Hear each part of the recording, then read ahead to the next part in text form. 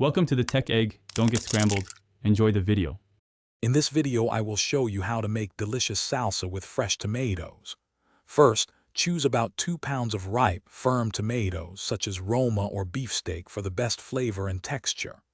Next, gather your other essential ingredients: 1 medium onion, 1 bunch of fresh cilantro, 2 to 3 jalapenos, and 2 limes.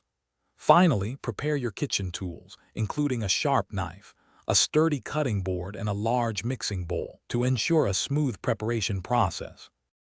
Now let's prepare our fresh ingredients. Dice your 2 pounds of tomatoes into small, uniform pieces, roughly 1/4 inch cubes, to ensure even distribution throughout the salsa. Next, finely chop your 1 medium onion and 1 bunch of cilantro. This helps integrate their flavors smoothly. For an added smoky depth, you can roast your 2 to 3 jalapenos under a broiler for about 5 minutes until slightly charred, then finely chop them. With all your ingredients prepped, it's time to bring them together. Combine your diced tomatoes, chopped onions, cilantro, and jalapenos in a large mixing bowl.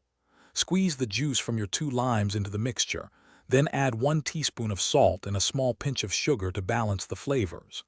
Stir everything thoroughly. Now, taste the salsa and adjust the seasonings as needed, aiming for a perfect blend of sweet, sour, and spicy notes. Almost ready to enjoy your homemade creation. For the best flavor, allow your salsa to chill in the refrigerator for at least 30 minutes. This crucial step lets all the wonderful flavors meld and deepen, creating a more cohesive and delicious taste experience. Once chilled, give it a final stir.